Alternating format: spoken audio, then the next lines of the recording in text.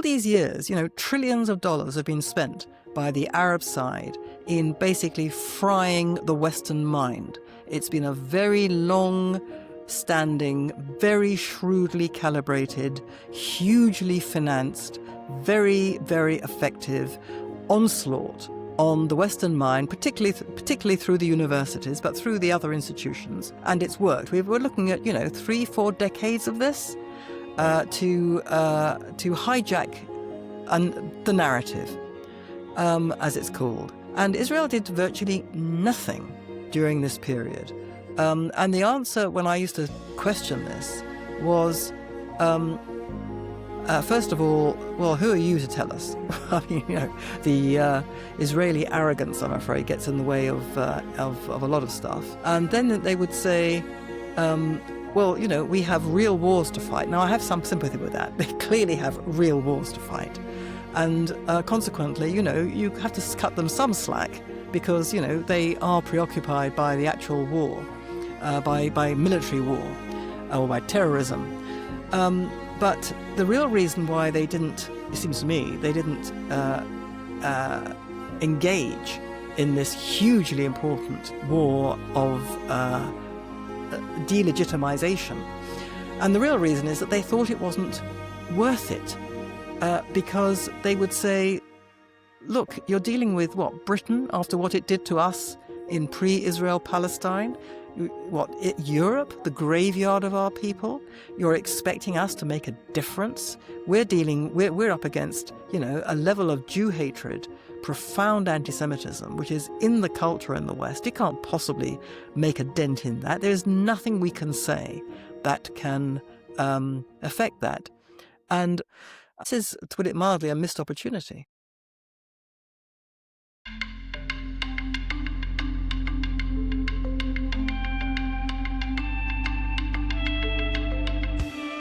Every generation inherits a crisis of truth. Some ignore it, some profit from it. And then there are the few who refuse to pretend, who insist that words still mean what they mean, that facts are not opinions, and that courage sometimes begins with saying what everyone else refuses to. One of those people is Melanie Phillips. Melanie grew up British, secularish, sharp as steel, allergic to nonsense, and spent 2 decades inside The Guardian, at the very heart of Britain's progressive establishment. As an idealistic, fresh journalist at The Guardian, Melanie was convinced she was serving justice, until one day, in the early 1980s, she asked the wrong question. Why was Israel, a democracy defending itself, being demonized while brutal dictators were excused? The answer was silence, then exile. Overnight, Melanie went from insider to heretic, from darling of the left to enemy of the narrative. But Melanie didn't retreat. She rebuilt. Melanie followed the evidence wherever it led, even when it led her out of polite society and straight into truth. Today, Melanie is one of the clearest moral voices in the English-speaking world,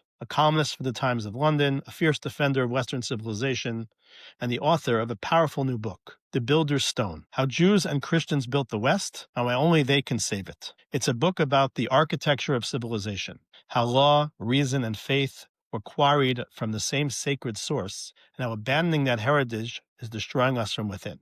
Melanie spoke with me from Jerusalem, where she now lives, about journalism, moral clarity, anti-Semitism, and Israel's most neglected front, the war for the Western mind. We talk about why universities stopped teaching truth and started teaching grievance, why Israel, despite all its brilliance, still can't explain itself, and what Jewish students actually need most right now: safety, solidarity, and arguments that win.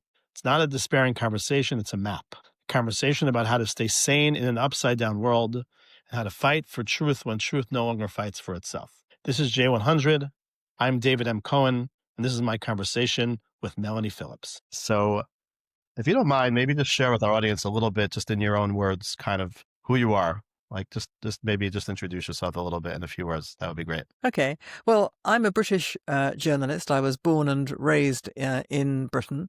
I live mainly in Jerusalem, but go to London a very great deal because I'm still very much involved in British affairs. I write a weekly op-ed column for the Times of London. And consequently, I have kind of two societies, two nations in my head at the same time. I never used to write about Jewish affairs or foreign affairs, including Israel. I was always a domestic social policy writer in Britain, writing about cultural trends. And I had what was often called, I've been on a journey, because I spent the first 20 odd years of my career as a journalist working for The Guardian, and then really fell out of love, to put it mildly, with the left, and they fell out of love with me even more so.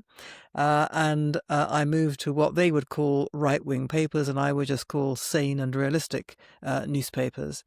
And I write books, the latest of which was published in January by Wicked Sun in New York. It's called The Builder's Stone: How Jews and Christians Built the West and Why Only They Can Save It. And like all my work, like all my books, I couldn't find a publisher in Britain to publish it. That's been the case for the last 2 decades or more. I've been blackballed by mainstream British publishing houses because my views have been deemed to be beyond the pale because they're not left-wing. And I've written over the years about what I've considered to be the onslaught on Western civilization from its elites, from its own elites who wanted to destroy the very concept of the Western nation state and the core values of the West.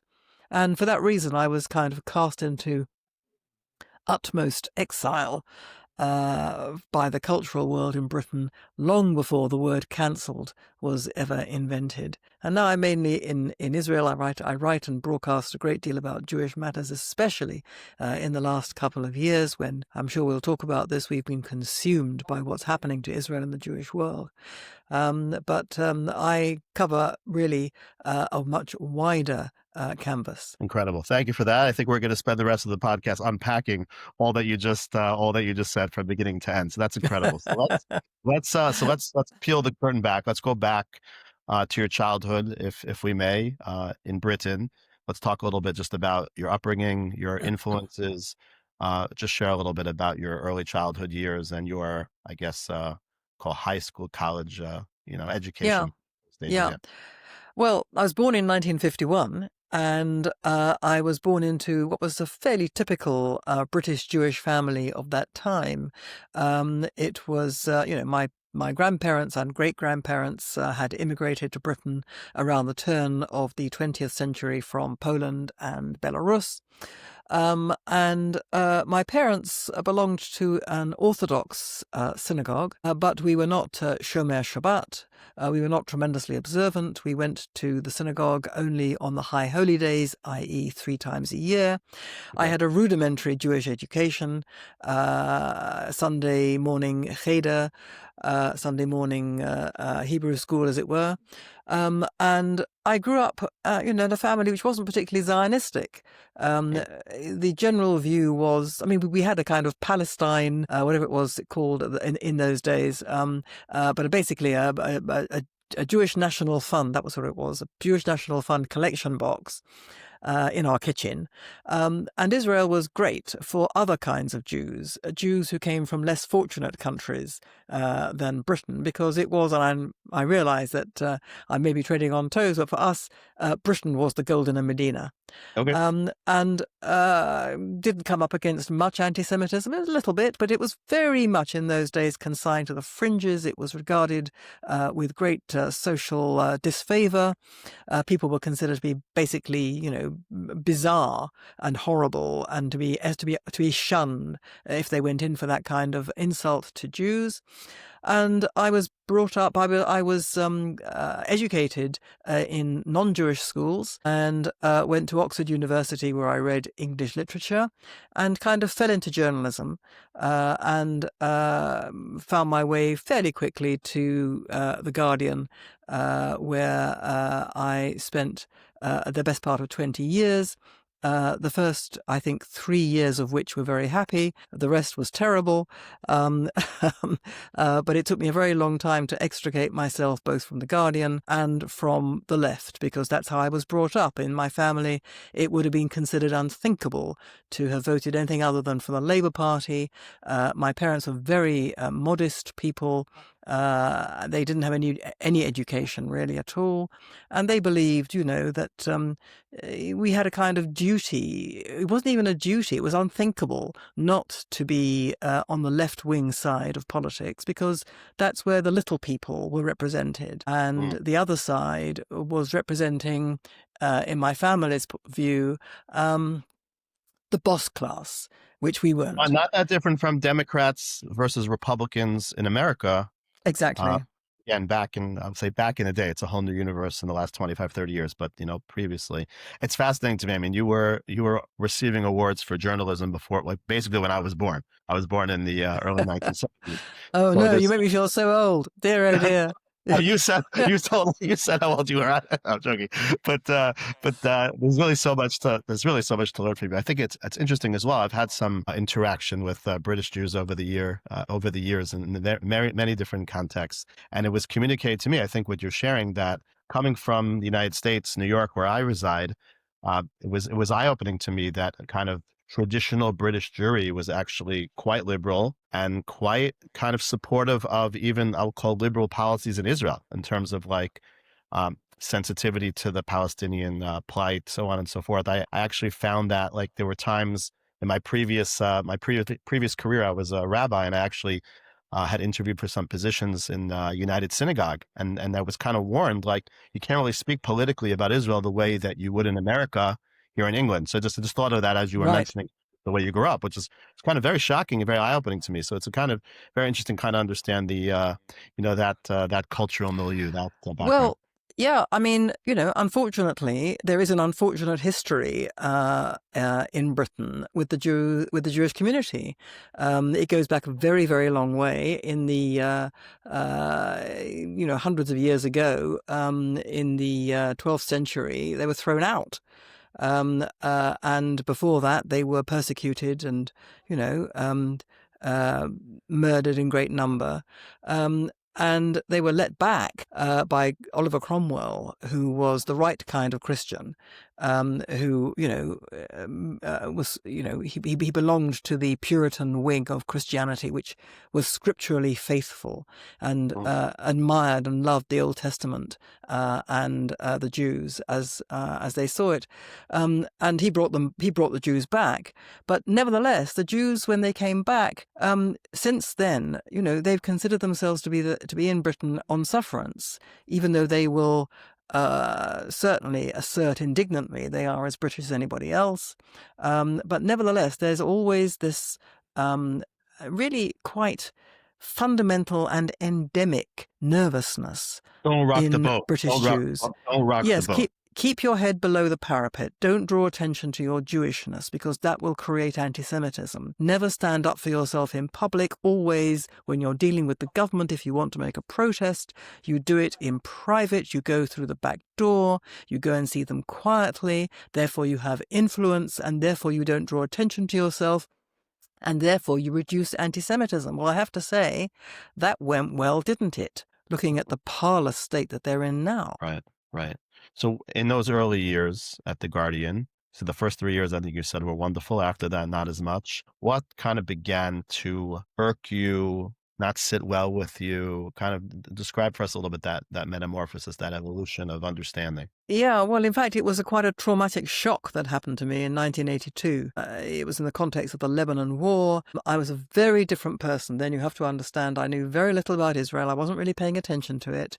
But I did know that there was this war in Lebanon, which Israel had got itself into deep water in. It was controversial. I didn't really follow that. But I understood that the reason it was there was defensive, as of course all Israel's wars are, because it was trying to root out the Palestinian Liberation Organization, which had set up camp in Lebanon and was causing a great problem for Israel. So it went in to try and root them out. The details need not concern us. The fact is that it was defensive, and I realized that, and I couldn't understand why people were being so dreadful about it in Britain. The comment was all presenting Israel as an aggressor. And it was, in fact, the first time I heard the Israelis referred to in terms as Nazis, and I was absolutely shocked. And I could see that it wasn't just to do with Israel. People like me, or like the Jewish community, were being accused of being clannish, of all sticking together, and we were all being basically held collectively responsible for Israel. Now, I'd never been to Israel, never wanted to go to Israel at that time. Very different person then, but I was very perplexed by what appeared to be a double standard at The Guardian. The then President Assad, the father of the Assad who recently was deposed in Syria, basically caused to be killed between 10 and 40,000 of his opponents over the course of a couple of weeks. And it was a routine foreign page story. It was nothing much. But every time Israel in Lebanon killed a few Palestinians, there was uproar in the paper, in the pages. It was a front page splash story. There was furious editorials. There were poisonous op-eds. And so I said to my colleagues, I was then an editorial writer. I was a senior journalist then. And I said to my colleagues in the editorial room, why do we appear to have a double standard? And they reacted as if they were, as if I'd crossed some terrible line, which of course I had. And they said, well, of course we have a double standard. People in Syria, like the rest of the developing world, aren't brought up like we are, and we assume that you are like us. And I realized I'd become you. I thought I was we, but I become you. We all are brought up to believe in things like the dignity of every human being, respect for human life, human rights, and they aren't, and therefore we can't judge them when they kill people we can't judge them by our standards. That's racism. And I said, what are you talking about? What you've just said is racism. And then they said, why are you so upset? You're supposed to be more moral than we are. And then I realized, to my shock, that the people that I thought were marching under the same banner as I was, in favor of truth against lies, against abuses of power, for justice against injustice, a desire to make the world a better place by standing up for what was right and good and true, they were on the other side. And so that freed me. That was a terrible shock. But Right. it freed me from my assumption that I think, and I thought about this a lot over the years that have passed, it's so terribly important. If you're on the left, you believe that you and your colleagues stand for moral goodness and virtue, and consequently, anything that's not that doesn't accord with your point of view is not wrong, not just wrong, it's evil. And I realized that I had not only subscribed to that view, but it had led me completely off the right path because they were on the other side. And so it freed me, I think, to look at issues, issue by issue, to look at the world with a much more open mind. I just looked at the evidence. And the evidence led me, one issue after another, to a position which was inimical to the left. I wrote about education. I became an op-ed writer, and I wrote about education. I wrote about family breakdown. I wrote about the nation. Then I wrote about multiculturalism, and eventually I wrote about Islam and Islamization.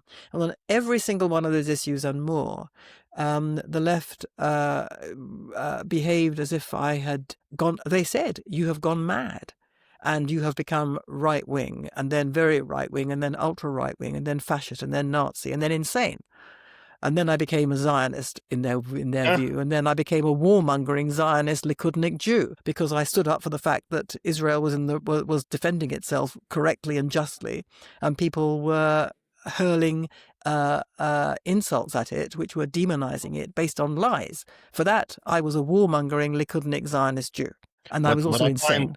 What I find astounding about what you're saying, at least in its progression, is that I think many of us assume that, maybe assume incorrectly, but assume based on the educational pedigree that many on their left are highly educated, that are a certain sophistication, there's a certain level of intellect that's beyond the norm. And yet it seems odd to me that many others, like it seems like the metamorphosis that you went through, you would think so many others would as well, and Yeah, it's almost like almost non-existent. So like, yeah. what do you attribute that to? Like, it doesn't, you didn't come about it like from sort of like, I mean, a little bit obviously visceral Jew, but like it was much more just, I think, purely just like analytical, logical. Yeah. There's an congruity here. You would think that like intelligent people who have degrees from Oxford and other sophisticated places could figure that out. I'm afraid what the answer to that question is actually, but I'm Oh, going to ask really?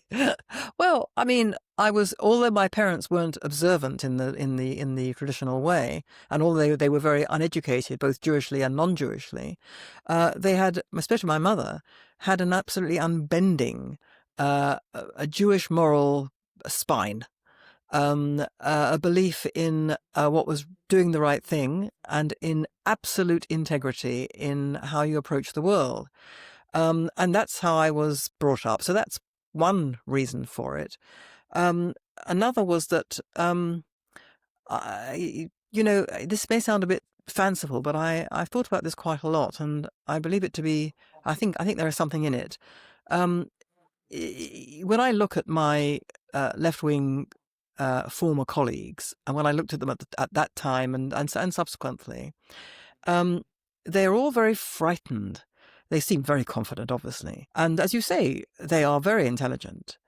Um, they don't allow themselves to follow the evidence where it leads. They don't allow themselves to pursue the course of logic and reason that their high intelligence should be equipping them for, because they're too frightened of the consequences. What are they frightened of? Well, they are frightened that if they were to agree with anything that someone like me said, they would no longer be left-wing. First of all, they would lose their friends and their social status, which is terribly important. And there is Okay, a serious I price understand to be that. paid for that. Okay, But well, more to the point, but more fundamentally than that, they would lose their own sense of themselves as moral beings, because they really do believe that to be left-wing, to be progressive, is to be on the moral high ground and to be a decent and good person. If you are a decent and good person, goes this thinking, you have to be left-wing because you believe in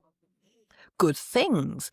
You believe in fighting racial prejudice. You believe in ending cruelty and oppression in the world. You believe in standing up for the oppressed of the earth. That's what you believe. And consequently, anyone who disagrees with your diagnosis and your analysis of how things should be is evil, and evil and right wing. So they are terrified of losing their left-wing status, because then they say to themselves, well, what would I be? I would be right-wing. Now, I didn't have that fear, strangely enough. I mean, I won't minimize the difficulties that, I encountered from falling out of favor with the left. But I didn't have that problem that they have, that they were kind of existentially challenged, or would be if they deviated from the orthodoxy. And I think that's partly because um, the way I was brought up was to always feel different. For two reasons. First of all, my parents, although, as I say, they weren't observant, um, I was brought up to believe that we Jews were different, that we had a way of life which separated us. I mean, we were kosher, and we were always separate.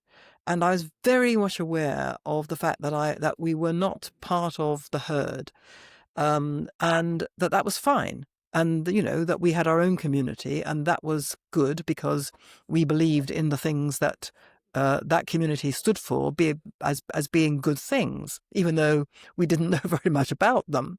got it. And the second point was that I was an only child. And consequently, I was always on the Mhm. outside looking Interesting. in. I didn't have a great circle of friends. I was always on the outside. I was always very solitary. And sociable, but I was never able to sort of break into the gang. I didn't have siblings. There was no rough and tumble. I was on my own Hmm. throughout my childhood. And I think that also came into play when I was faced with this choice, really. Do you go with the herd or do you strike out? And I struck out. And I mean, it didn't occur to me that actually there was an alternative, because the alternative was to live a life which was a lying to myself, since I could see what was going on. Right. And it would be lying to myself if I didn't react in the way that I was reacting. And I now, in the years that have followed, and as the culture wars, as they've been called, have accelerated, I've thought this more and more, listening to people on the left, that they are so careful to form their views, having first looked carefully to see who else has those views and Yeah. who has other views. And if people that they think are beyond the pale have other views, then they can't go there. Now, I've never done that. I've never looked at how other people think and form my views as a result. I formed my views and then found everybody else is shouting at me. I mean, Yeah. it's been like that. Right. So, perhaps I'm just, you know, curmudgeonly. Perhaps I'm just, obstinate. I don't know. Well, no, I hear everything you're saying. And just it's still just it's something I have a very difficult time with, in the sense that everything that you're describing about the left results in them seemingly embracing Hamas, a terror institution.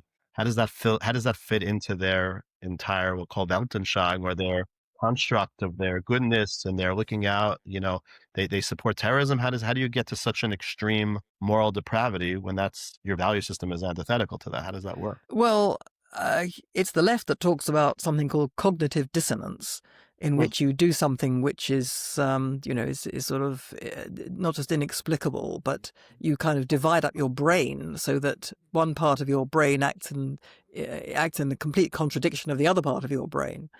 So there's an element of that. But, they wouldn't say that they're supporting Hamas. You see, this is their cognitive dissonance, actually. Mm. They would say, we don't support Hamas because, Hamas do terrible things. But nevertheless, nevertheless, you see, there's always a but, nevertheless, they wouldn't be doing these terrible things if Israel hadn't been doing terrible things to them. So it's like, it's that. And so, therefore, if Israel stops doing these terrible things, which is what? Well, denying them a Palestine state, okay, as if, then they wouldn't be driven to do what they're doing. And we don't approve of what they're doing. It's terrible what they're doing. But nevertheless, Right. it's Israel's fault, basically, because Israel has stood in the way of peace all these years, because it's, it doesn't want the Palestinians to have a state. So then you say to them, but, the Palestinian Arabs have been offered a state of their own on at least 5 or 6 occasions. A And at gazillion every, times. what? A million times, yeah. Yeah, and on every occasion they have refused and have gone to war or gone into a kind of terrorist atrocities, because, and they make no bones about it. A Palestinian state was, something that a strategy that they devised. It was called the strategy of stages. First, you get a Palestine state, and then you use that to destroy Israel. But their fundamental aim has always been and still is to destroy Israel. And then you say to them, and then they say, well, yes, but you didn't give them enough. There wasn't, you've got 2 bits that are divided, Gaza and the West Bank. And how do you expect them to have a state? And so you go down this kind of rabbit hole. So at every stage, they're finding ways to deny what is blindingly obvious. Why? Because they cannot lose the narrative. They cannot allow the narrative to be interrupted or challenged. And that's why there was this terrible cognitive dissonance over the October 7 atrocities, in which they minimized them. And when it came to rape, they didn't, you have feminists, so-called feminists, who denied that it was happening, because all of that was to do with the fact that if they had admitted, if they'd acknowledged to themselves the enormity of what had happened, the full enormity of the barbarism, and the people who carried out the barbarism, they would have had to say to themselves, these are the people that I have supported. Okay, I haven't supported Hamas, but I've supported the Palestinian cause in the name of which this is being done. And I've also said that the Israelis are terrible people and the Palestinian Arabs in general are fine because they are victims. And so how can it be that people I've supported as victims have carried out these apparent barbaric atrocities? Well, they can't have done that, because if they had done that, then what does that make me, the liberal who supported them? It makes me complicit with evil, and that cannot be. So they have found every single way and more of blaming Israel for what's happened and closing their minds to what actually happened. Any left-wing colleagues ever tell you off the record, I get it, I get you, I can't go there because of pressures, etc., but I actually get it? Has anybody ever told you that kind of off the record? No, because that would be the truth, and they cannot admit the truth. There was one person, I don't know, 15 years ago, 20 years ago, I had held him in high esteem. He was a man of the left. He was a journalist, man of the left. However, although he was a man of the left, he was very open-minded, I thought, very reasonable, and always prepared to listen to another point of view, always very courteous and thoughtful. I held him in some esteem. And he said to me one day, you've got this anti-Semitism thing completely wrong. And I said, really? Enlighten me. How have I got it wrong? And he said, what you have to understand is that we are just so relieved that we don't have to worry about the Jews anymore. I said, what do you mean? I was confused by this. What did he mean, worry? Was he concerned about our welfare, perhaps? What did he mean, we don't have to worry about the Jews anymore? And he said, look, he said, ever since the Holocaust, we have been too frightened to make any criticism of the Jewish people. And now that burden is lifted from us. I said, what are you telling me? That because you now think the Jews of Israel are Nazis, you are free to be anti-Semitic again? And he said, that's not what I said. And I said, that is what you've said. That's exactly what you've said. And that's what it is. With some of them, they couldn't possibly admit that they are anti-Semitic. It's to do with, not being constrained anymore by the over-egging of anti-Semitism by the Jewish community. That the Jewish community has used anti-Semitism as a kind of shield behind which they can hide the crimes and sins of Israel. In other words, when Jews talk about anti-Semitism, it is not just untrue, it's being used to silence proper discussion and criticism of a big evil, which is Israel. This is a most terrible thing, and this has been the case for many, many years. It hasn't just emerged, but it's part of what's behind what we're living through. That there is a great need to deny Jewish victimization in order to escape the burden, the historic burden that people in the West feel, both about the Holocaust, because they were part of the culture that created the Holocaust, and the burden, the historical burden of anti-Semitism going back to whenever. Fascinating. As we wrap this piece up, is there anything from your years on the left that you still kind of hold dear or hold true or of value in terms of your work today? I still adhere to all the ideals and principles that made me think I was of the left in all those years ago. I haven't resiled from those at all. I still believe in, truth against lies and justice against injustice and standing up for the oppressed and being compassionate and trying to make a better world. I just came to the conclusion all those years ago that the left was on the other side of all this, and that I was actually fighting them, that they were racist, they were anti-Semites, they were people who actually couldn't bear ordinary people. They couldn't bear the poor. They couldn't bear the oppressed of the world. They were all just basically, wearing their virtue on their sleeve, with virtue signaling, as it's called. And they were beyond hypocrites. They were deeply dishonest. Their whole lives are created in dishonesty, and it led them into the path of supporting evil. And so that's where I've got to. But I do still feel regret. I mean, it's a bit like, if you wake up, I've often said this, but I do feel it, and it sounds a bit strange, but it's a bit like you wake up one day and you find your family's been abusing you. And first of all, you can't believe it, because, you've lived with them all your life, and they're your family, and you love them, and you thought they loved you, and now you find that actually they don't love you, and that they've been abusing you, and you never even realized that, and how stupid did that make you feel? And then eventually you realize that you can't live with them, and eventually you do leave them, but they're still your family. Now, the Jews are my family, obviously, but Britain made me. It's part of my character, it's part of my inheritance, and I feel for it. I mean, I always admired and continue to admire what Britain once stood for, despite the fact that it was always so horrible to us, going back into history, and dreadful towards the Jews of pre-Israel Palestine, really, really beyond dreadful. But nevertheless, I think that Britain gave the world something that was very wonderful. Brackets, much of my latest book is to do with the fact that what Britain gave the world that was wonderful, and what the West gave the world that was wonderful, actually, originally came from us. It came from the values of the Hebrew Bible. But put that to one side. I still care for Britain, and I look at it. I look at the state it's now in, and how it's descending into moral bankruptcy and political bankruptcy. I look at it with anguish. Right.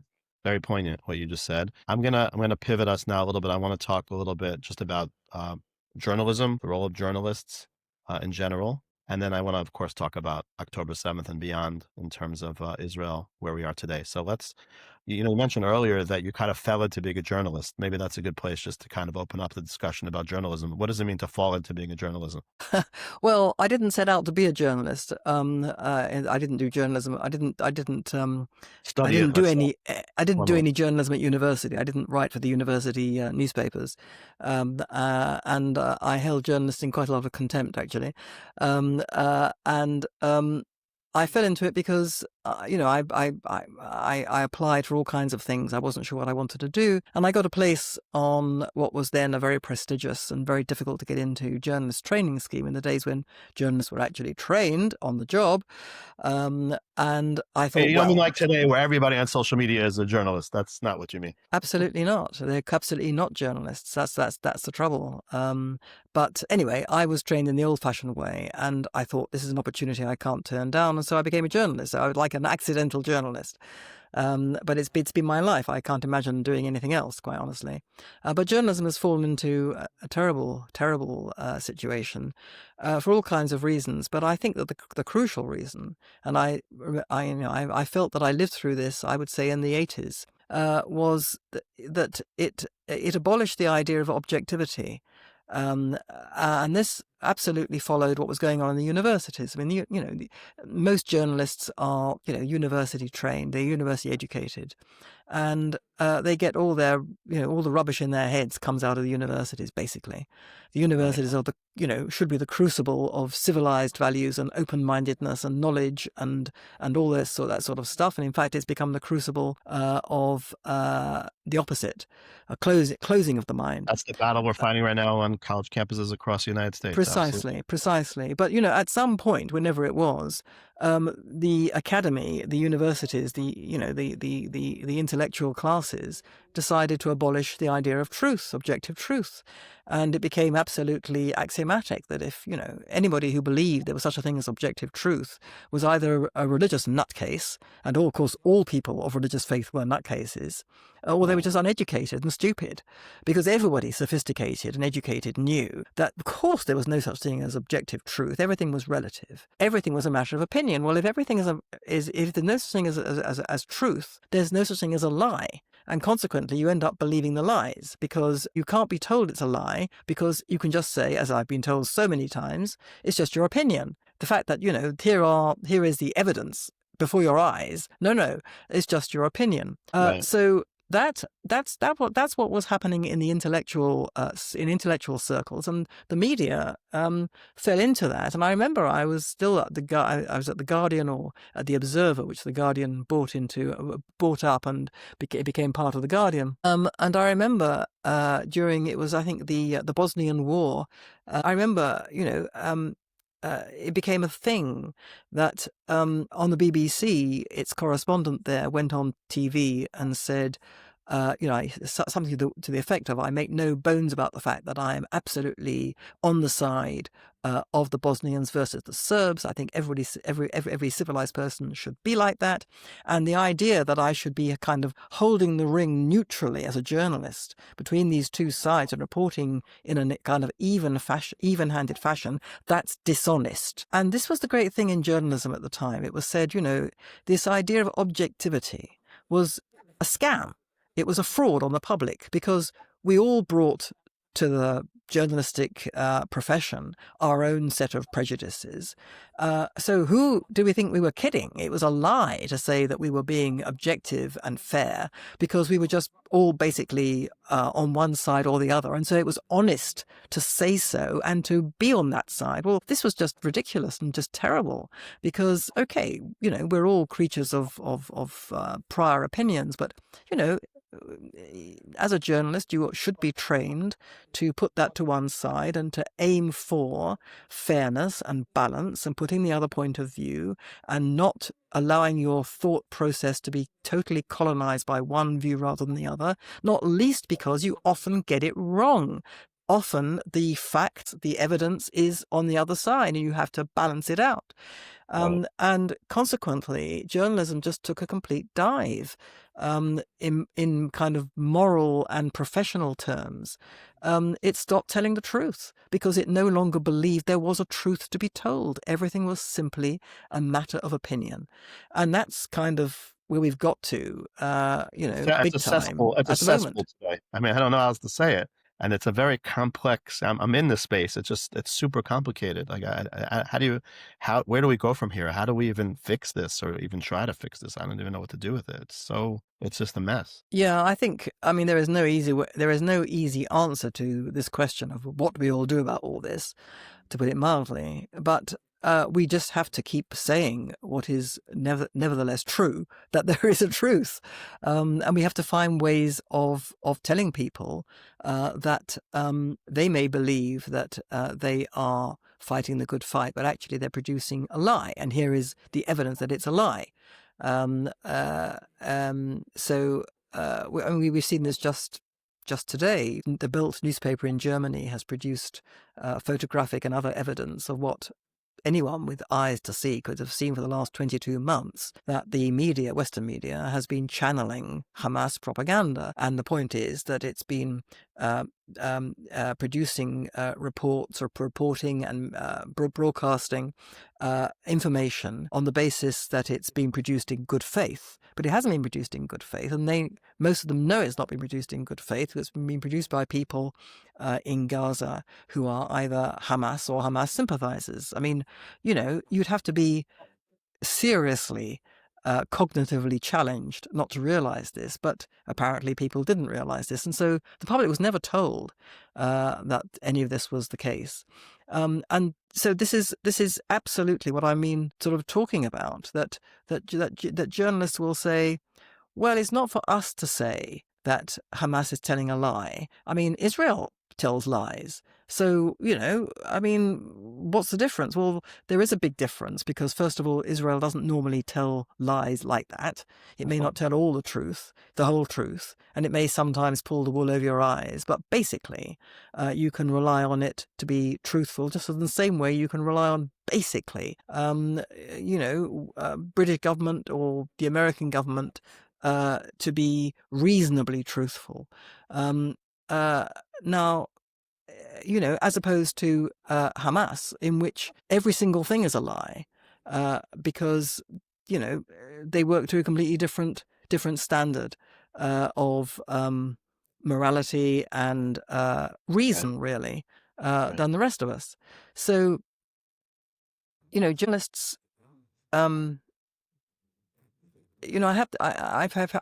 found that at the BBC. I no longer have anything really to do with the BBC because it's so unutterably disgusting and bad in this respect. But they have this thing that you put into a studio, a Hamas guy and me, and then you watch them fight it out, and that's kind of fair. And I would say to them, if this was 1936, would you have been saying, well, we're going to try and get Mr. Goebbels into the studio, and then we'll have you to balance him, and that will be fair because you can answer what he's saying? I said, would you have done that? And they said, yes, of course you would have done that. Because that's how they think. It's this moral relativism. There's no such thing as truth. Everything's a matter of opinion. So everything is even Stevens. So, you have Hamas, who have one perspective, one narrative, and you have Israel, which has another perspective, another narrative. And you kind of hold the ring. Well, in fact, they don't hold the ring. They load it completely towards Hamas and the Palestinian Arabs and against Israel and the Jews. But nevertheless, that's their philosophy. You hold the ring. So basically, faced with and this is a kind of liberal default position. It's not just the media. It's a whole way of thinking in the liberal West. And basically, if you have a fight or a conflict between, on the one hand, God, and in the other camp, the devil, you get them to negotiate a settlement, and you get them to split the difference between them, and that's considered fair. I mean, this is lunacy by any standard, but that's what we're living through. Do you find it hard when you need to criticize Israel, like when it's becoming to criticize Israel? Do you find that difficult on a personal level, or have you trained yourself as a journalist? That's the job, Yeah, I do find it difficult because I mean, Israel is the victim of the most unprecedented, vicious character assassination ever.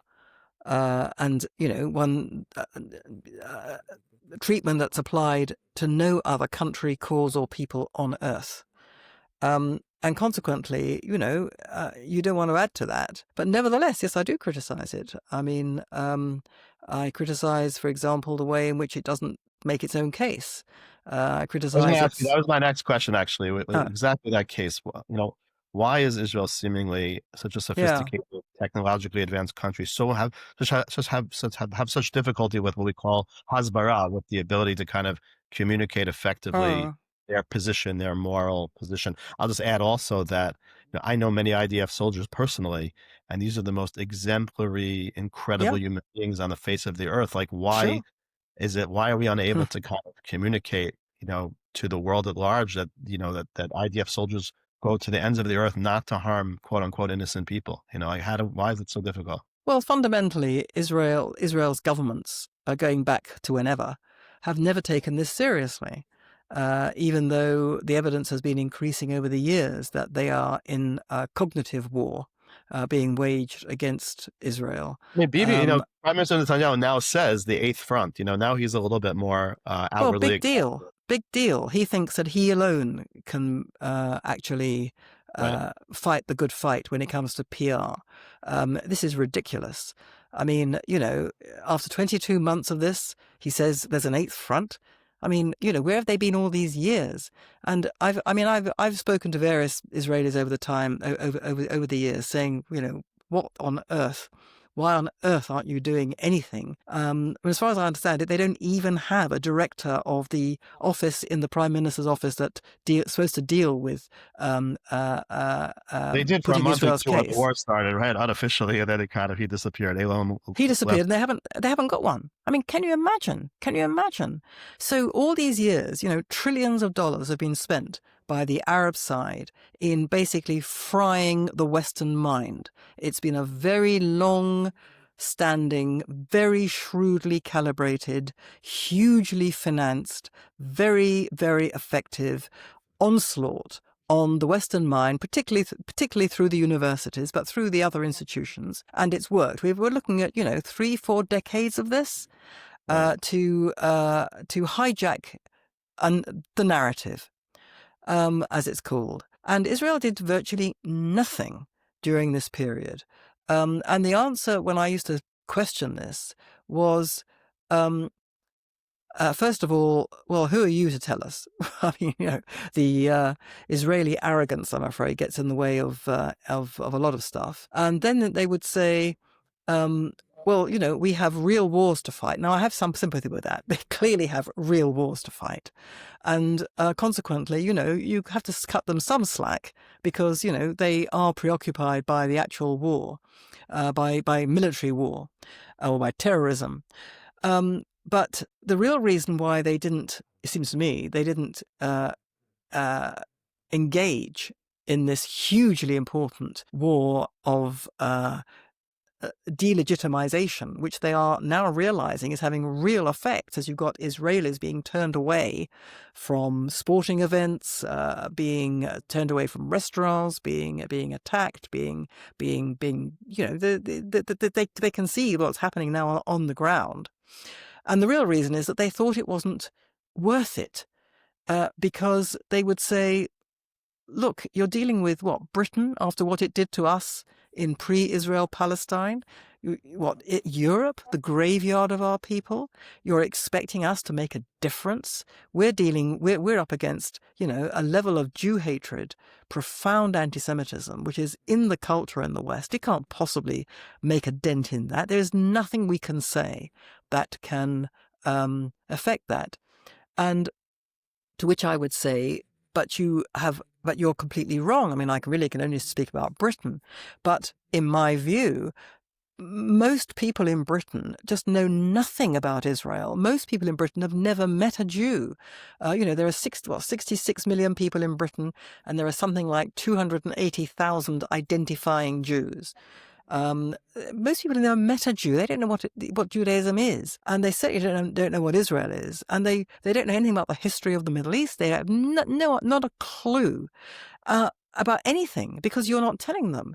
And you're not telling them, for example, that Israel behaves entirely in accordance with international law at all times.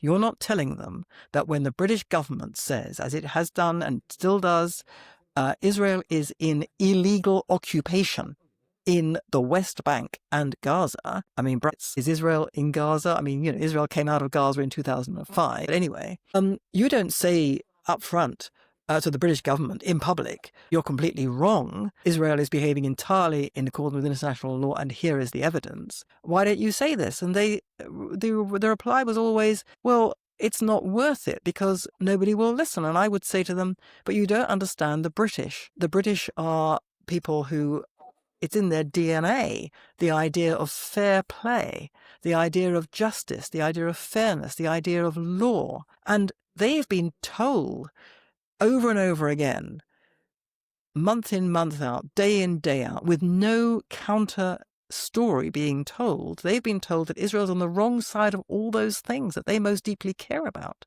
And consequently, how can how can anyone expect them not to hate Israel when that's all they're being told? But if you were to actually come along and say, look, here is the evidence that Israel behaves legally in terms of the so-called settlements and so on, it would change the narrative overnight, would change the atmosphere overnight. And to which they say, don't tell us this nonsense. It would have no effect. You don't understand. And the real problem is that they don't understand, because in Israel, there are very, very few people, in my view, who actually understand how the mind of the Europeans, the mind of the British work. They have no idea at all. I've watched diplomats come as ambassadors to Britain, and they arrive saying, well, of course we know about Britain. We know about anti-Semitism. We know about the difficulties on campus. Yes, we've had endless briefings about the difficulties on campus and what these Jewish students are going through. Yes, we're well-versed, well-prepared. And I see them then within a few weeks of their arrival, and they are shell-shocked. They don't have a clue of what they had no clue of what they were getting into, because they did not ever understand the British mind, because no one's ever told them. They are very insular. So this combination of not knowing what they're actually up against, not understanding what makes people tick, and therefore not understanding that they could make great advances, certainly in Britain, in the public mood, if they were to have actually engaged with this. That, plus the fact that they are they believe that, you know, anti-Semitism is something which you can't fight against, and you have to basically put up with it. And then the final thing is that, you know, they are genuinely preoccupied with, you know, the actual warfare they're conducting, both in military terms and against terrorism. That's really why they don't do it. And as a result, you know, the world is now turned against them in terms of the international instruments of the world, the United Nations and the international courts and so on and so forth. And again, they fight the UN in the UN, and they often do very well. They've had some very good ambassadors to the UN who have said the right kind of thing. But they've not taken the fight to the enemy. They've not actually addressed Western governments and said, why are you upholding a transnational institution which is supposed, the UN, which is supposed to represent peace and justice and arbitrate peace and justice, but actually is in the pay, not in the pay, but in the grip of some of the most terrible tyrannies in the world, and is in bed with Hamas. They don't say this in the right way to the right people, because they don't believe that they can get anywhere. And this is, to put it mildly, a missed opportunity. Yeah, I would say so. If there was one location where you would say, you know, you need to invest in this area, I understand what you're saying about Britain and maybe the misconstruing the ability to kind of really have an impact there. I'm going to guess that's not necessarily the number one priority place for better hasbara, or you would say no. Like, what would you say? Yes, I think. Well, they would say Britain isn't as important as what, America? They assume that they have America. Well, they haven't. We can see what's happening in America. I mean, No, I agree. America. So I was going to ask. I mean, so do you think that America is also as open to persuasion as you're proclaiming that Britain, in theory, would be, or is obviously a different type of demographic or population? How would you? It's a different demographic, and you have to approach it, I think, in a different way. But nevertheless, you have to basically tell them what's going on there, and you have to identify why it's all going to the bad, because it is. And then deal with that on, you know, in those terms and in accordance with what drives Americans, which is different from what drives the British. That's absolutely correct. But they should be doing it. Who should have these roles? Who should have these roles as spokespeople? Well, you know, it should be a government strategy, which then trickles down through certainly the foreign ministry, the diplomatic service, but all kinds of people who should be part of, you know, delivering this strategy. Educators, yeah, but I mean, diplomats would, you know, be perhaps the main conduit, but it has to come from the top. It has to come from, you know, the elected politicians, the government of the day, which has to engage with other cultures, other nations and their governments, and start delivering some home truths, start delivering some criticisms. Again, you know, the Israelis, you know, for all their bullishness and their daring do, which is considerable, they're very timid. They operate rather like the British do, like the Jews in Britain do with Britain. The Israelis operate like that to a certain extent with the rest of the world. Like, you know, you can't sort of frighten them. We can't be too aggressive in case in case they start to dislike us, and then where will we be? And well, that didn't work. That's not gone down terribly well either, has it? I mean, that's a strategy that hasn't really been a conspicuous success. And they also think that when it comes, and this is where I do have great deal of sympathy with this point of view, they think that when push comes to shove, the British, the Europeans, they actually depend on Israel. They need it. They need Israel more than they think. And consequently, we're always going to be trading with them. Whatever the hysteria on the, in the political domain, we're always going to be trading with them. Well, that's probably true. But nevertheless, the sound and fury should not just be waved away in that way, because it is delegitimizing Israel in the eyes of the population. And that's translating itself into political initiatives. And again, you see, I think that, again, I can really only speak for Britain, but I'm pretty confident in saying that people in Britain, by and large, have absolutely no idea of the extent to which Britain depends on Israel. First of all, for its intelligence about the rising Islamic threat in Britain. Second, and towards Britain from abroad. Parenthetically, I'll just, if I can, Melanie, for a second. I was at a wedding right after October 7th in London, literally 2 weeks after October 7th. And there was a Jewish Orthodox observant wedding. And the hotel where the wedding was basically filled with, I don't know, Muslim refugees. It was like packed to the gills. And there was like a special entryway to the wedding, and they had to make, because apparently there was a fight there, like at a Jewish wedding the previous week. I mean, it was astounding to me. I mean, it was just astounding what was going on in London. This is 2 years ago. I mean, it's probably grown since. Right. Anyway, so they depend on Israel for intelligence. They depend on Israel for military hardware. I mean, this idea of, the Starmer government boycotting or, refusing to sell Israel certain pieces of kit, I mean, is ludicrous because, the trade is actually the other way. Britain needs the kit, the military kit from Israel. And second, and then thirdly, all the things that, in everyday life, all the people who are marching against Israel, are they all going to throw away their cell phones? The point is, they have no idea the extent to which their cell phones are the result of Israeli technological know-how. They have no idea of the extent to which the latest medical treatments that they will be queuing up for are to do with Israeli medical advances. They have no idea that what's keeping them safe is the intelligence and military hardware that Israel is providing. Now, Israel has never sought to say this. I mean, Israel should be saying, what are you talking about? You need us. What do you mean? Okay, you think you're going to get rid of us? Fine. Then we'll take our bat and ball home with us. You won't have the intelligence. You won't have the military hardware. You won't have the latest gizmos. Is that what you want? People have no idea I think you're right. I don't even have an idea. I don't even have an idea to what extent. I think you're right. Wow. So Israel never, it never says this, partly because it doesn't think it needs to, partly because it thinks there's no point because people are all anti-Semitic, and partly because, as I say, it has this view that it just needs to keep its head down in the world.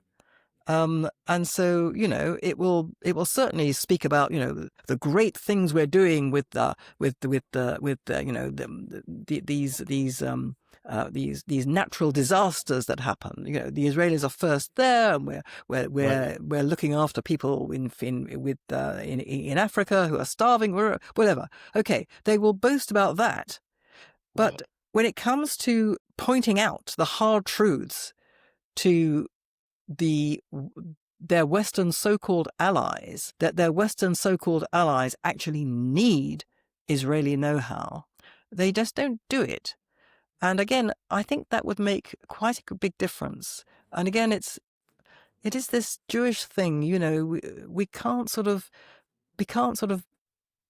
direct attention to ourselves in that way, because it'll make people hate us more. Right. Well, as I say, look at where we are now. I wouldn't say that's a conspicuous success for the strategy. Oh, that's right. Okay, as we wind down, so I want to ask you one or two final questions. We haven't even really, covered it, but let's at least briefly try to touch on a little bit kind of where we are. We're having this conversation early August. 2025. Obviously, Israel has been, sadly, frankly, mired in Gaza now almost for 2 years. It wasn't a war that anybody wanted, but certainly a war that we had, we had no choice but to to explore and pursue and get our hostages back. And we see these terrible images. Terrible. I mean, and terrible is not even the word for how terrible the images are that we saw recently over the weekend of Evyatar David and another hostage, literally that's starvation, right? But obviously an objective mind can understand that it's a very intractable situation. It's kind of like, I was saying to my wife, like yesterday, it's like you're damned if you do, damned if you don't. Like, it's like almost like a lose-lose scenario. So what, from your perspective, sitting in Jerusalem, like if you were advising the government and they were actually listening to you, what would be your advice?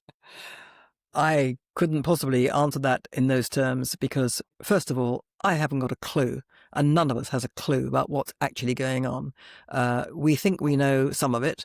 Some of it may be true, some of it may not be true. This is a war, and there's an awful lot going on that we just have no idea. I understand that this is the most complex war in Gaza, the most complex war that anyone has ever had to undertake. But even I, knowing that that it is so complex, don't know the ins and outs of exactly how complex it is. So I wouldn't dream of saying what advice I would give. I mean, I listen carefully to what's being said. Certain things that have been said strike me as eminently obvious. So, for example, Prime Minister Netanyahu and Ron Dermer have both said that you can't expect to have a permanent peace between the Palestinian Arabs and Israel unless you address the core problem, which is that for generations, the Palestinian Arabs have been taught to hate, fear, and want to murder Jews. Jews as Jews. You have to seize control of the education system that is giving them that terrible lesson. Otherwise, you have no chance of affecting or diminishing the hatred that keeps this whole permanent war against Israel alive. Now, I believe that to be true. And the only way you can do that is for Israel to be in control in some way of these Arab societies. Now, it doesn't have to be only Israel. It can be Israel in concert with other properly well-meaning actors, maybe in the Arab world, maybe, the Gulf states, Saudi Arabia might want to be involved. Saudi Arabia, from what I read, is engaged in trying to de-radicalize its own population, which is taking a long time. It's very difficult.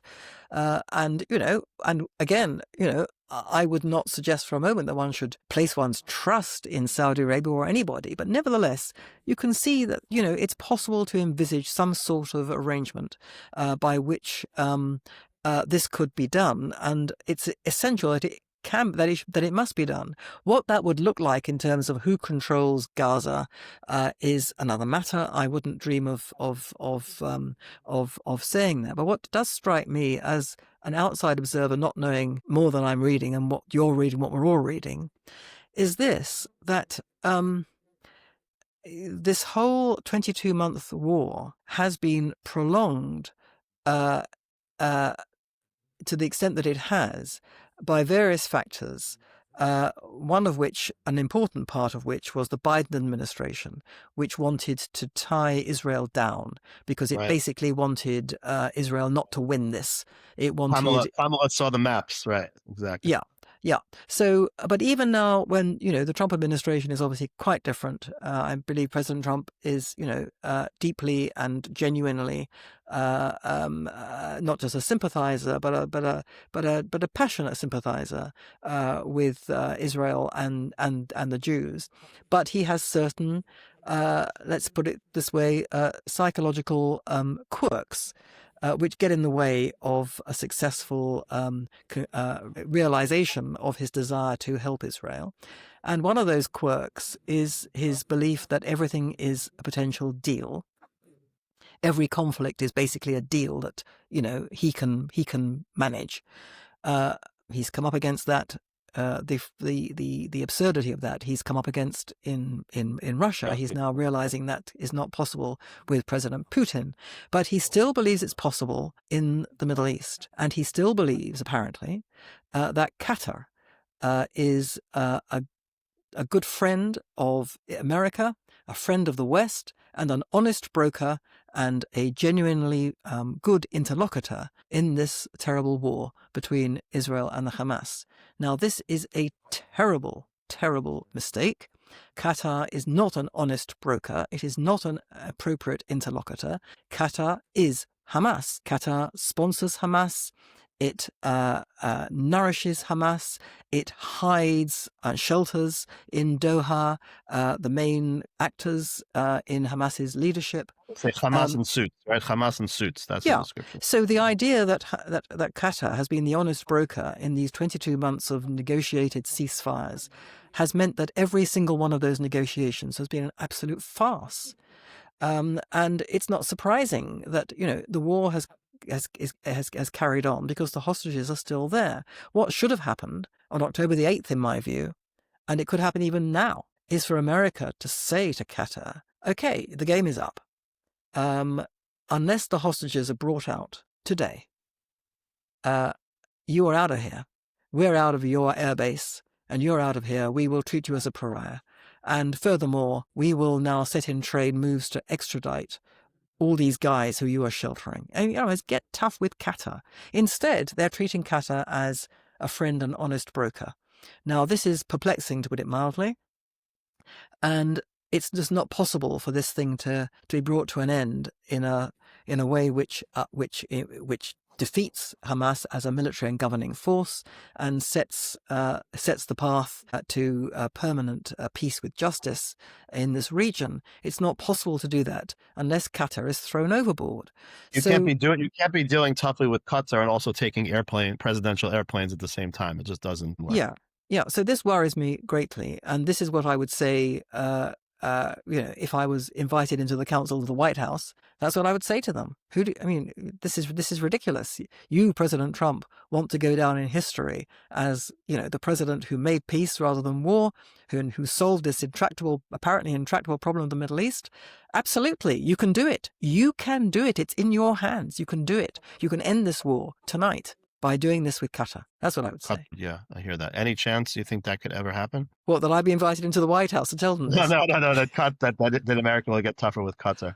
I don't know. I really don't know. I would imagine that, Israel is trying everything it can to persuade this most difficult and mercurial and difficult to manage of presidents of this fact. So far, he has seemed impervious, but who knows? I've no idea. Okay, final question. So I'm going to ask you to leave a message for the next generation, for college students today across the world, particularly Jewish college students who are clearly suffering and clearly under siege and clearly overwhelmed. And I'm curious, if you had 60 seconds or, a little bit more time than that to give 18, 19, 20-year-olds a message today in terms of fortifying them, in terms of their identity and fighting the good fight, how would you try to inspire them or invigorate them? Well, first of all, I would say they should read all my books. Okay, that's fair. Yeah. Look, they're in a parlous state.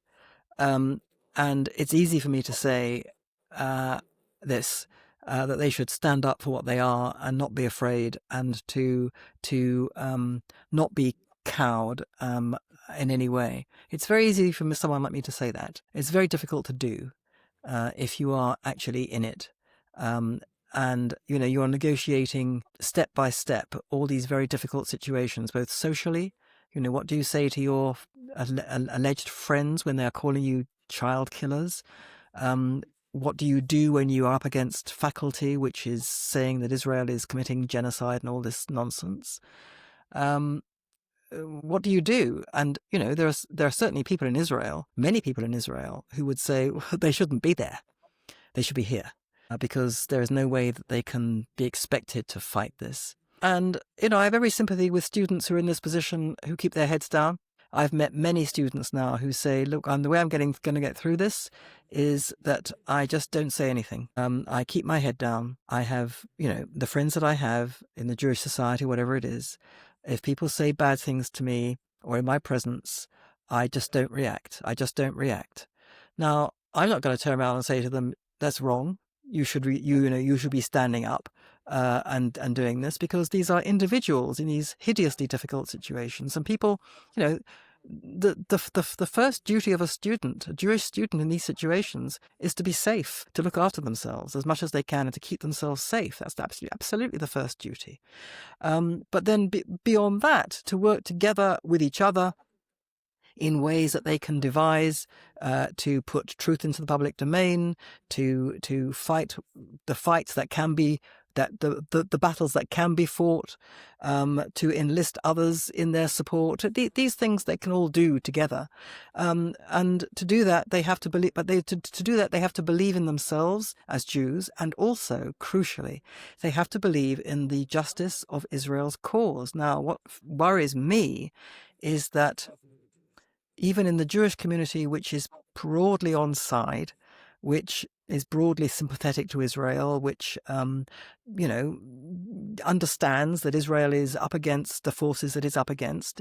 Nevertheless, I'm meeting not just college students, but I'm meeting Jews now who are in that position, who are nevertheless, who say to me things like, what we're living through, isn't it terrible? All these lies at the BBC, I can't believe it. I can't believe their hostility and these attacks. Okay, we have that conversation. And then they will say very quietly, but do you really think that possibly we are doing this? That we're starving them? And, and I look at them and I think, my goodness, even you, you're looking, it's not surprising. This bombardment is coming all the time. Now, again, this is not to sort of park your very pertinent challenge as to what to say to these students, but it's not up to the students. The problem is that, again, I can speak really only for Britain, although I think America is in a similar situation, but certainly in Britain, it is astounding that in all the 22 months of this terrible war, the Jewish community leadership in Britain has said virtually nothing of any significance to counter the big lies. Nothing. It screams occasionally, it squeaks occasionally about the BBC's particularly egregious misreporting of this or that, or, things that happen. But by and large, it does not give the students what they need, which is the certainty of Israel's justice, the justice of Israel's cause, because a lot of the Jewish leadership in Britain no longer believes in the justice of Israel's cause, because it too has bought into the lie, because it too believes in things like the two-state solution, and if only Netanyahu wasn't there, and if only people like Ben Gvir and Smotrich weren't in his administration, everything would be fine. Right. And it's, if they believe that, Right. which so many of them do, then Right. the Jewish community leadership gives a very uncertain note, and the Jewish students have that uncertain note all the time around them. And so where are they going to find the certainty? We are our worst enemy. We are our worst enemy. And like you said earlier in our conversation, the frying of the Western mind, unfortunately, has permeated our community. Yeah. So Jewish students, above all, have to be given the intellectual tools to make them realize that Israel is absolutely fighting a just war in the most just way, and that the lies are lies. Somehow the Jewish community has to find a way of getting that to them. That's the way you can help. Melanie, thank you so much for your clarity, for your passion, for your work, for your friendship, and all that you're doing, fighting for Israel and the Jewish people. Really, thank you so much. Well, thank you very much indeed.